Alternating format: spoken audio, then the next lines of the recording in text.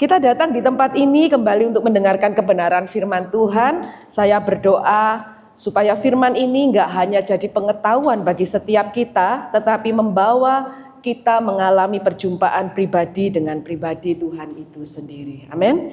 Kita mau baca ayat kita di dalam Mazmur 7 ayatnya 1 sampai 18 sebenarnya, tapi kita mau baca langsung dari ayat yang ke-7 sampai yang ke-12, kemudian kita baca di ayat 18-nya ya. Kita boleh bergantian ya baca, saya baca yang ayat 7, Bapak Ibu baca ayat yang ke-8 dan seterusnya. Bangkitlah Tuhan dalam murka-Mu, berdirilah menghadapi geram orang-orang yang melawan aku, bangunlah untukku, ya Engkau yang telah memerintahkan penghakiman.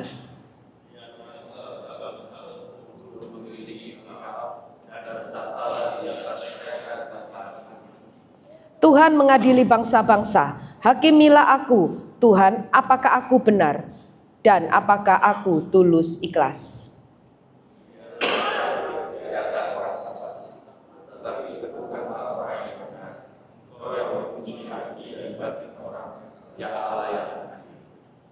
Perisai bagiku adalah Allah yang menyelamatkan orang-orang yang tulus hati.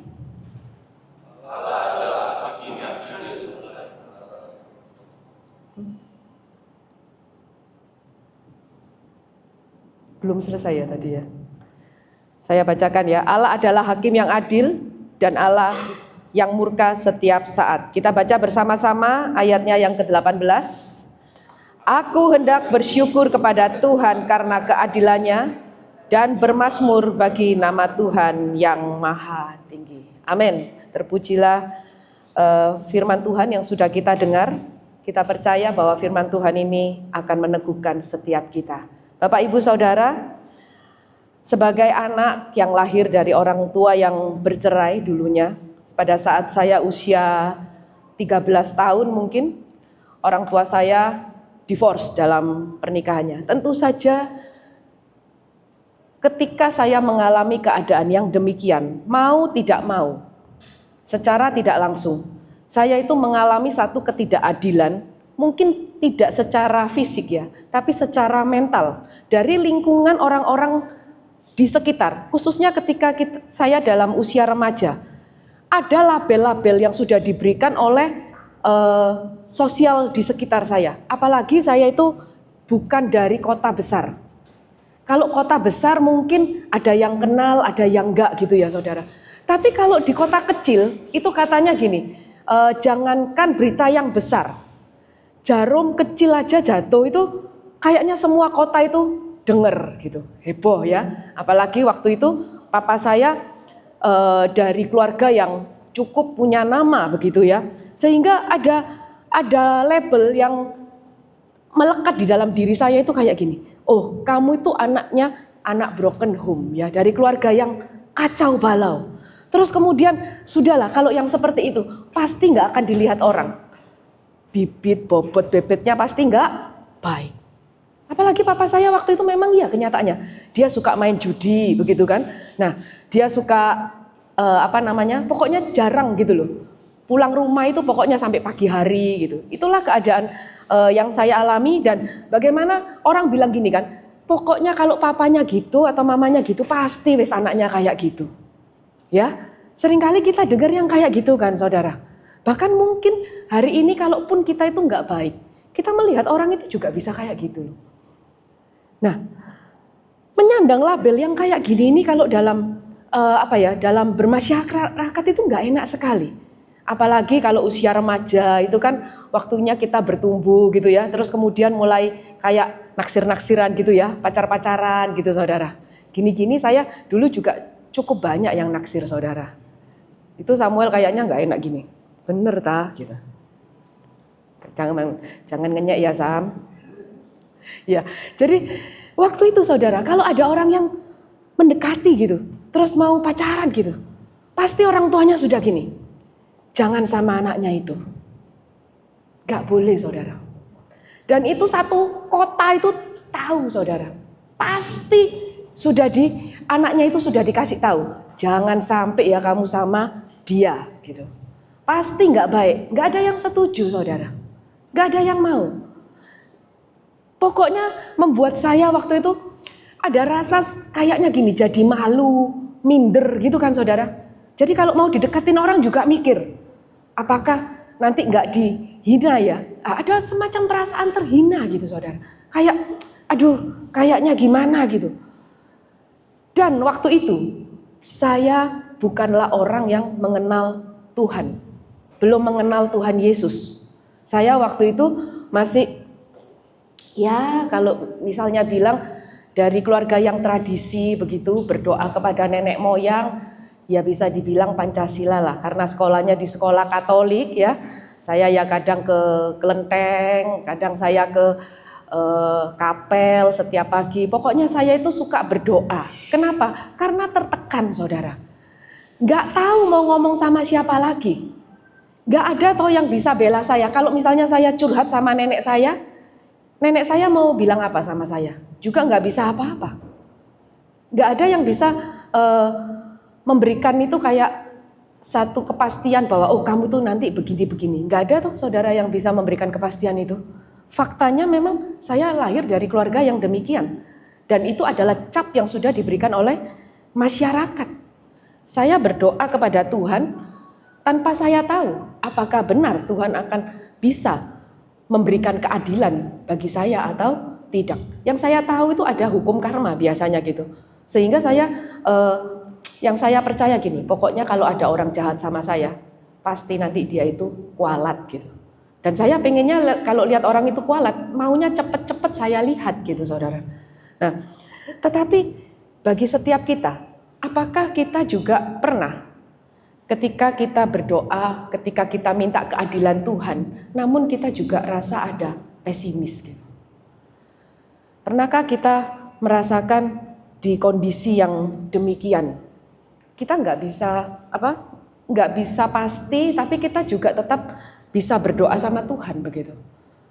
Karena nggak ada hal yang dapat kita lakukan. Nah, hal ini sebenarnya juga dialami oleh Daud ketika kita lihat tadi Daud di Mazmur yang ke-7 tadi yang kita baca, itu adalah kalau kita baca di ayat yang pertama, itu adalah nyanyian ratapan Daud karena Kus orang Benyamin. Kus ini ketika saya lihat, saya baca lagi, siapa sih Kus orang Benyamin? Ini ada yang bilang nama simbol dari Saul, dari musuhnya Daud. Waktu itu karena Saul mengejar-ngejar Daud saat Daud belum menjadi raja. Tidak ada keterangan yang pasti, tapi bisa dikatakan bahwa Kus ini adalah yang membuat Daud itu menderita secara fisik juga secara mental. Karena dia mengalami satu kondisi yang gak enak gitu. Nah, nyanyian ini biasanya disebut nyanyian ratapan, di mana Daud itu mengeluarkan seluruh emosinya, gejolaknya gitu. Saya baca juga ini disebut biasanya terkenalnya dengan nyanyian Sigayon gitu ya. Nah, di sini kita melihat di dalam cerita ini bahwa Daud itu mengalami apa? Kalau kita lihat, Daud itu sedang mengalami difitnah, dituduh secara nggak benar. Mungkin dia dituduh memberontak kepada Saul saat itu. Kita tahu bahwa Daud mengalahkan Goliat. Saul menjadi seperti kayak tersudutkan gitu. Katanya dikatakan Saul itu mengalahkan beribu-ribu, Daud berlaksa-laksa. Itu membuat Saul dalam kondisi itu kayak insecure, sehingga Daud itu difitnah, dituduh. Seminggu kemarin ya, saya ada kembali check up di Kuala Lumpur. Kita tahu perasaan difitnah, dituduh itu nggak enak saudara. Waktu saya kemarin ke Kuala Lumpur, ini hal kecil sih sebenarnya ya. Hanya waktu itu saya di apartemen sama suami saya ini. Nah, dalam hal cuma shower mandi ini aja, saya itu merasa suami saya itu fitnah saya itu tanpa melihat kebenarannya. Cuma apa? Karena di apartemen itu kan kalau shower ini mau nyala saudara, itu ada kayak saklarnya gitu. Tapi saklar ini sudah dalam kondisi on. Saya nggak tahu apakah ini ada rusak atau enggak, tapi setiap kali saya mau mandi, itu sepertinya saklarnya itu harus dimatikan dulu, dinyalakan, baru dia nyala. Pemanasnya itu. Nah, setelah saya keluar mandi, suami saya mandi. Waktu itu dia bilang gini, loh ini airnya kok nggak panas? Dia bilang gitu. Loh, saya coba tak matikan dulu terus tak nyalakan lagi. Dia itu nggak dengar, saudara. Bilangnya apa langsung? Makanya kebiasaan kamu itu mesti dimatikan. Makanya nggak usah dimati-matikan. Nyalakan terus, kenapa? Dia bilang gitu. Heran gitu ya, sambil dia ngomel-ngomel. Saya bilang, denger dulu, denger. Saya bilang, ini tuh bukan aku matikan, kamu lihat dulu sini. Tak bilang, ini nyala, tapi kalau kamu mau itu harus dimatikan dulu, dinyalakan dulu gitu. Ya enggak tahu saya, saudara, itu kan bukan salah saya. Tapi waktu saya lihat, oh ya Daud itu difitnah. Saya itu difitnah yang enggak seberapa gini aja, saudara ya. Jengkel gitu kayaknya. Aduh gitu ya, kayaknya. Apalagi Daud ini kan enggak menyebabkan nama baik saya tercemar ya. Orang saya cuma berdua aja sama dia ya. Nah kalau Daud ini difitnah, enggak benar itu kan menyangkut nama baiknya. Nah, Daud itu diserang, dikejar musuh. Kita tahu sampai Daud itu bersembunyi di Gua Adulam, ke Kehila. Bagaimana dia ke imam-imam yang ada di Nob ya, waktu itu dia lari ke Ahimelek dalam 1 Samuel. Dia berpindah-pindah, saudara. Nah, sama saudara. Saya juga punya pikiran kalau kita itu bersembunyi terus dari musuh, kita itu akan selamat. Dari kota kecil, saya berpindah ke kota besar di Surabaya. Saya pikir aman, ya kan nggak ada yang tahu saya. Tapi saudara, ternyata identitas itu melekat di dalam hidup saya. Sebab apa? Sebab kalau saya pun mau berpacaran dengan orang, pada akhirnya nanti apakah keluarga yang dari sana sekalipun nggak kenal dengan keluarga saya di kota kecil, pasti dia tanya toh, dia anaknya siapa? Latar belakangnya, keluarganya bagaimana? Ya atau enggak, saudara? Pasti. Dan ternyata ketika saya berpikir, waktu saya sembunyi, oh identitas itu hilang dari saya. Ternyata enggak bisa, saudara. Apa yang terjadi di masa lalu, identitas yang akibat orang tua saya dulu, itu tetap mengejar saya, saudara.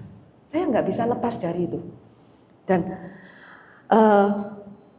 dimanapun saya ada, itu pasti tetap lekat. Dan Daud tidak mendapatkan keadilan manusia.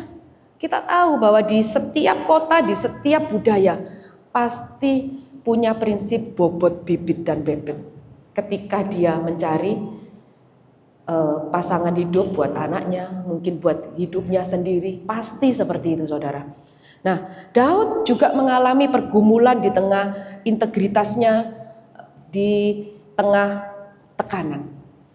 Berapa waktu lalu, saudara, ketika saya belajar mengenai gospel, dan saya mengetahui kebenaran itu, kemudian saya mulai belajar, saya ikut kelas ini, saya ikut kelas itu. Sepertinya itu banyak orang itu melihat saya kayak gini, aduh, sudahlah kamu tuh kayaknya terlalu rohani ya, gitu. Terus dipandang sama teman-teman saya itu kayaknya Linda ini sekarang sudah berubah gitu.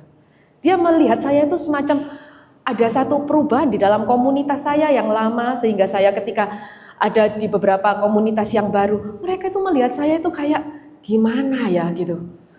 Tetapi saudara, di tengah kondisi yang tidak nyaman, saya juga harus harus punya keberanian diri untuk meninggalkan zona kenyamanan itu, bahwa saya itu adalah mengerti hal yang benar, sehingga kalau saya terintimidasi dengan yang itu, saya nggak akan maju ke sini, saudara. Mungkin saya ya udahlah di sini aja gitu. Itu memberikan semacam challenge gitu ya bagi saya. Sama juga ketika Daud menghadapi godaan itu untuk membela diri dengan caranya sendiri. Kita tahu waktu di Gua Adulam, ketika Daud bersembunyi, Saul itu ada di belakangnya, dan dia punya kesempatan untuk membunuh Saul, tetapi dia tidak lakukan itu. Dia tidak memakai caranya sendiri untuk membalas musuhnya, bahkan dia potong punca jubah Saul. Kemudian dia tunjukkan kepada Saul. Tuanku, dia bilang, oh engkaukah itu anakku Daud? Dia katakan, bagaimana engkau percaya ketika orang-orang itu memfitnah aku? Kalau aku mau membunuhmu, dengan mudah aku bisa membunuhmu. Tapi aku nggak melakukan itu. Dia katakan, ini bukti bahwa tanganku itu bersih. Aku tidak punya keinginan untuk melakukan hal yang tidak baik kepadamu, karena engkau adalah orang yang diurapi oleh Tuhan. Daud berkata seperti itu kepada Saul. Tetapi juga mungkin ketika Daud mengalami tekanan ini, saudara, Daud merasa kayak gini ya, aduh kayaknya Tuhan itu kok nggak berbicara, nggak menampakkan keadilannya, sehingga Daud itu terus dikejar-kejar musuh. Padahal Daud ini adalah orang yang diurapi Tuhan, dia dikatakan akan jadi raja. Nah, dan ini kita bisa lihat dari doa Daud ketika dia berkata, bangkitlah Tuhan dalam murka-Mu, berdirilah menghadapi geram orang-orang yang melawan aku, bangunlah untukku, ya Engkau yang telah memerintahkan penghakiman. Sampai Daud itu berseru-seru kepada Tuhan, saudara. Di tengah-tengah pengejarannya, Daud juga minta apa? Minta Tuhan itu untuk menyatakan keadilannya. Dan saudara, kalau kita tahu bahwa Daud itu mengalami ketidakadilan, dia difitnah, dia dikejar, dia tidak mendapatkan keadilan manusia. Kita mau melihat apa yang sebenarnya telah Tuhan lakukan bagi Daud. Demikian juga dengan kita hari ini. Apa yang telah Tuhan lakukan bagi kita? Adakah di tengah-tengah kita yang hari ini mengalami hal-hal yang seperti Daud alami atau seperti saya alami, mungkin enggak secara fisik tapi secara mental, kita mengalami perlakuan yang tidak adil. Kita mau lihat di tengah-tengah ketika dia seakan Tuhan tidak menyatakan keadilannya, Daud berdoa. Di dalam Mazmur 7 ayatnya yang ke-12 dia katakan seperti ini, saudara.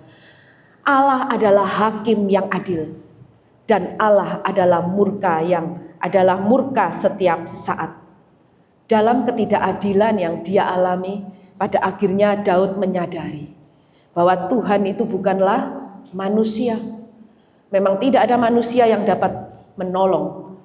Tetapi kepercayaan Daud kepada Allah sebagai hakim yang adil, dia nyatakan di dalam doanya ketika Daud berkata di dalam Mazmur 7 ayatnya yang ke-11, dia berkata seperti ini, saudara. Perisai bagiku adalah Allah yang menyelamatkan orang-orang yang tulus hati. Jadi kalau kita melihat perisai itu adalah alat perang zaman itu untuk menangkis dari serangan musuh, dipakai untuk perang oleh orang Israel zaman itu.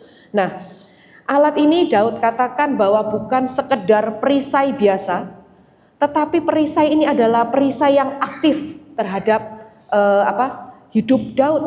Oleh karena itu dia katakan perisaiku. Allah itu adalah perisaiku.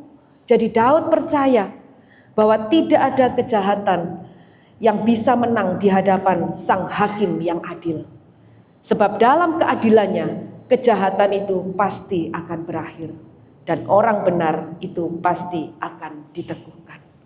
Berapa tahun yang lalu, saya pernah bekerja di dalam satu perusahaan, di mana saat itu saya masih ada jam kantor gitu, saudara. Nah, saat itu ada seorang teman saya itu sepertinya mengintimidasi saya, memberikan tekanan-tekanan kepada saya, itu supaya kayak saya itu nggak mengetahui rahasianya begitu. Nah, di tengah-tengah itu saya melihat ini ada perubahan ya dari bosnya, kok kayaknya jadi nggak enak. Pertama itu baik-baik saja, lama-lama itu kok kayak nggak enak. Dibuat kondisi bagaimana supaya saya itu pengen keluar dari perusahaan itu, saudara. Saya belum punya perusahaan atau pekerjaan yang baru. Tetapi hari itu di penghujung tahun 2013, nggak salah saya ingat, ke 2014, saya memberanikan diri saya untuk saya keluar dan saya bekerja sendiri, sekalipun saya nggak tahu saya mau kemana, karena kondisinya memang sudah nggak nyaman. Waktu itu saya bertanya, kenapa ya kok ini sampai seperti ini begitu. Tetapi beberapa waktu tahun kemudian berjalan, pada akhirnya saudara, kesalahan yang dilakukan oleh rekan saya itu terbongkar. Dan itu menyebabkan sesuatu yang mengagetkan. Begitu. Saya juga kaget waktu itu. Saat saya keluar, saya nggak tahu bagaimana saya diperlakukan seperti ini. Tetapi ketika saya melihat bahwa kejahatan itu terbongkar, saudara, ada rasa syukur di hati saya, bukan karena teman saya itu melakukan kesalahan, tapi saya bersyukur gini, kalau aku nggak keluar, kalau waktu itu aku masih di sana, mungkin aku mendapatkan masalah yang lebih besar. Pasti saya akan mendapatkan masalah yang jauh lebih besar daripada itu. Dan kadang-kadang ketika kita belum melihat sesuatu itu terjadi atau pembalasan itu terjadi, ada satu quote ini yang kemarin saya baca dari John Calvin. Dia berkata bahwa orang percaya itu menunjukkan iman sejati ketika ia menahan pembalasan dan menyerahkan perkaranya kepada Allah, Sang Hakim yang tidak pernah salah. Ketika kita mempercayai Tuhan itu, Allah itu adalah hakim yang adil. Ini yang kita lihat bahwa di ayat 18 ini yang membuat Daud tetap bisa bernyanyi bahkan sebelum masalahnya selesai.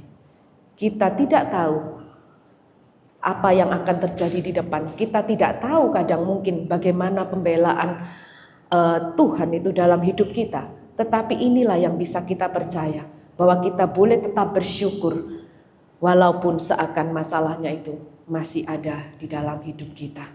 Dan Daud ingin mengatakan kepada setiap kita pagi hari ini bahwa pada Tuhan itu ada kepastian, perlindungan dan keadilan. Sebab ia membela orang yang benar dan menegakkan hukuman atas kejahatan. Kejahatan pasti akan menuai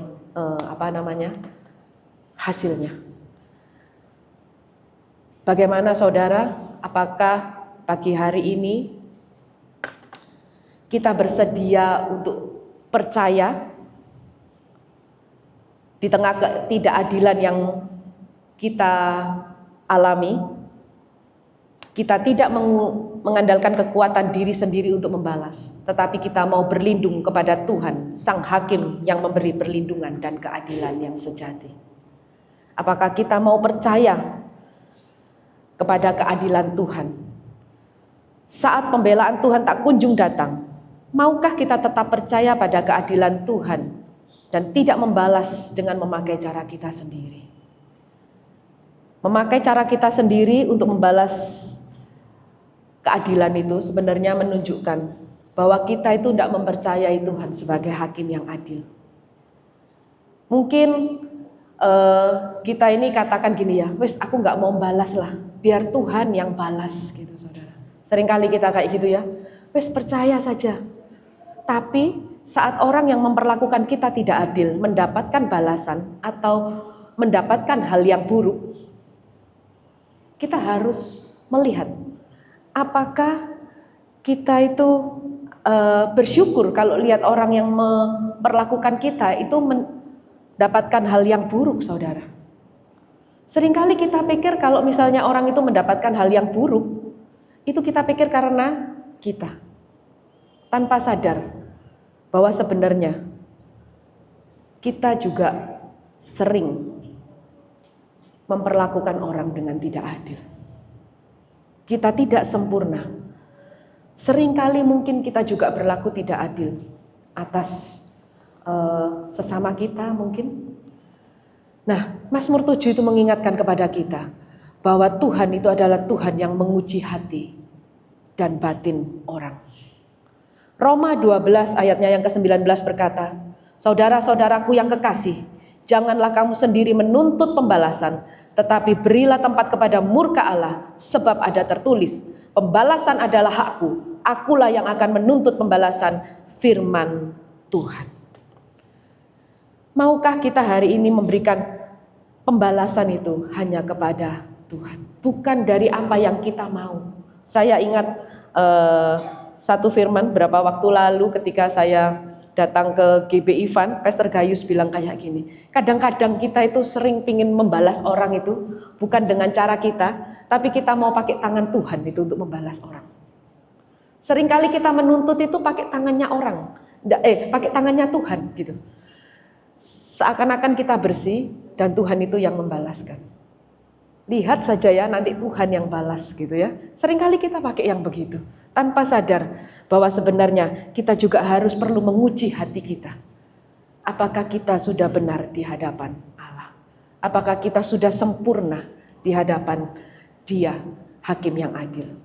Nah, saudara, kalau kita percaya bahwa Allah adalah Hakim yang adil, seharusnya kita juga sadar bahwa kita juga tidak akan pernah luput dari keadilan Allah itu sendiri. Mengapa demikian, saudara? Mengapa kok tidak ada yang bisa luput?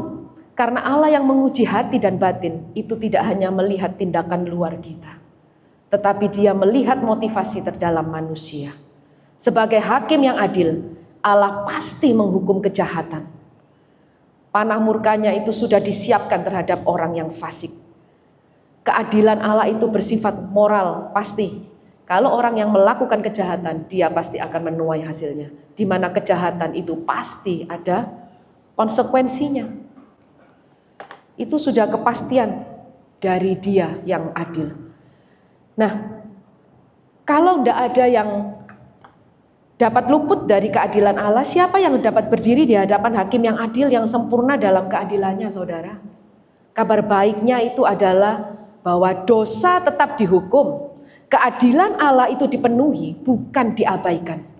Tetapi hukuman yang dijatuhkan kepada kita, bukan dijatuhkan kepada kita, melainkan kepada Kristus yang menggantikan posisi kita. 2 Korintus mengatakan bahwa Dia yang tidak mengenal dosa dibuat berdosa supaya di dalam Dia kita beroleh kebenaran. Murkanya itu tidak hilang, tetapi diarahkan kepada Kristus, sehingga di dalam Kristus orang percaya juga menerima pengampunan. Bahkan di dalam Kristus keadilan ditegakkan dan kasih dinyatakan. Sehingga kita boleh berkata bahwa Kristus adalah bukti nyata bahwa keadilan Allah benar-benar ditegakkan terhadap ketidakadilan. Dan dalam Kristus juga Allah menjadi perisai dan memulihkan orang yang berlindung kepadanya. Oleh anugerah Tuhan, pada akhirnya saya boleh menerima Tuhan Yesus sebagai juru selamat saya. Ketika saya menerima Yesus, ketika saya mengenal Tuhan, saya mengerti bahwa identitas dan masa depan saya tidak ditentukan oleh masa lalu orang tua saya. Tetapi identitas dan masa depan saya itu ada di dalam tangan Tuhan yang memegang hidup saya. Orang-orang yang dulu memberi label kepada saya, saudara, hari ini dia boleh berkata, wah, ternyata tidak seperti yang mereka pikirkan. Karena hari ini saya bersyukur Tuhan memberi saya suami yang baik, yang dia bisa menerima keadaan saya apa adanya. Terima kasih ya, Bi. Gitu ya. Nah, saya sangat bersyukur, saudara, sehingga saya bisa melihat bahwa hari ini apa yang saya pikirkan itu ternyata nggak seperti yang orang katakan. Bahkan ada beberapa orang yang dulunya berkata melihat saya itu kayaknya nggak ada yang baik gitu di dalam hidup saya. Ketika dia percaya, oh kalau bobot bibitnya baik, pasti kehidupannya itu akan baik terus. Enggak, saudara. Bahkan saya melihat dari sebuah keluarga yang baik, yang percaya bahwa bibit bebetnya baik, keluarganya itu juga alami yang enggak baik. Bahkan ada keluarganya yang mengalami perceraian, saudara. Ketika saya melihat itu ya, saudara, tergoda hati saya itu untuk berkata, "Wuh, ini loh ya, Tuhan itu enggak pernah tidur gitu ya. Tuhan itu enggak pernah tutup mata begitu." Saya pikir dengan GR-nya itu adalah karena ini loh, karena keadilan Tuhan, karena doa saya. Enggak, saudara. Tuhan sekali lagi, oleh karena anugerahnya, Roh Kudus mengingatkan bahwa saya pun bukanlah orang yang sempurna. Jangan-jangan hari ini ketika saya punya suami yang baik, ketika saya punya keluarga yang baik, saya juga akan memperlakukan orang yang sama. Ketika saya melihat, kalaupun anak saya nanti mau punya pasangan, jangan-jangan nanti saya juga akan melihat bibit bobot bebet itu. Ketika Tuhan mengingatkan seperti itu, satu-satunya hal yang harus saya syukuri adalah bahwa keadilan tertinggi dari Tuhan bagi hidup saya adalah bahwa Dia tidak memperlakukan saya setimpal dengan perbuatan saya. Bagaimana saya orang berdosa, tetapi Tuhan tidak membalasnya setimpal dengan apa yang saya lakukan. Bagaimana dengan kita hari ini, saudara? Kalau kita sedang diperlakukan tidak adil atau kita sedang difitnah, pertanyaannya, kepada siapa kita mencari perlindungan? Kepada Allah atau kepada manusia? Kepada siapa kita menyerahkan pembelaan kita? Kekuatan kita sendiri atau kepada keadilan Allah? Bagaimana sikap kita kepada orang-orang yang memperlakukan kita tidak adil? Apakah kita membenci orangnya ataukah kita membenci kejahatannya? Kalau kita membenci orangnya, artinya kita tidak sedang percaya kepada Tuhan. Marilah kita cek hati kita, saudara. Bagaimana perasaan kita kalau kita melihat orang yang memperlakukan kita dengan tidak baik itu mengalami hal yang buruk? Kita senang atau kita sedih? Sekali lagi, kalau kita sadar bahwa tidak ada orang yang dapat berdiri di hadapan hakim yang adil. Dan kalaupun hari ini kita boleh ada di tempat ini, itu semua semata-mata karena anugerahnya. Bukan oleh karena kita sudah sempurna, tetapi karena Dia yang sudah membenarkan dan menyempurnakan kita hari demi hari. Di dalam Roma 3 ayatnya yang ke-25 dan ke-26 dikatakan, Kristus Yesus yang telah ditentukan Allah menjadi jalan pendamaian karena iman dalam darahnya. Hal ini dibuatnya untuk menunjukkan keadilannya karena Ia telah membiarkan dosa-dosa yang telah terjadi dahulu pada masa kesabarannya. Maksudnya ialah untuk menunjukkan keadilannya pada masa ini supaya nyata bahwa Ia benar-benar dan juga membenarkan orang yang percaya kepada Yesus. Amin. Kita bersyukur, saudara, karena keadilannya Allah itu tetap menghukum kejahatannya. Tetapi di dalam keadilannya, tangannya selalu terbuka untuk memulihkan dan mengubah hati setiap orang. Akhirnya saudara-saudara, kembali kita diingatkan pagi hari ini, saat kita difitnah atau diperlakukan dengan tidak adil, ingatlah bahwa di tengah ketidakadilan, janganlah kita mengandalkan kekuatan sendiri untuk membalasnya. Tetapi berlindunglah kepada Tuhan, Sang Hakim yang memberi perlindungan dan keadilan yang sejati. Sama-sama kita bangkit berdiri. Kita mau berdoa. Kami bersyukur Bapa, pagi hari ini Tuhan kembali kami diingatkan Tuhan, bahwa sebagai orang-orang yang tidak sempurna Tuhan, kami hanya boleh bersyukur karena Engkau begitu baik dalam hidup kami. Sebab Engkau yang sudah membenarkan kami Tuhan, Engkau tidak membalaskan kepada kami Tuhan setimpal dengan perbuatan kami, tetapi Engkau menanggung kejahatan dosa itu sendiri pada dirimu sendiri Tuhan, yang sudah Engkau nyatakan di dalam pribadi Kristus Yesus Tuhan, yang sudah mati di salib Tuhan, yang sudah memberikan darahnya Tuhan untuk menebus kami, untuk menghapuskan dosa dan kesalahan kami Tuhan. Ajar kami untuk boleh bersyukur dan tetap bernyanyi, bermazmur bagi nama Tuhan.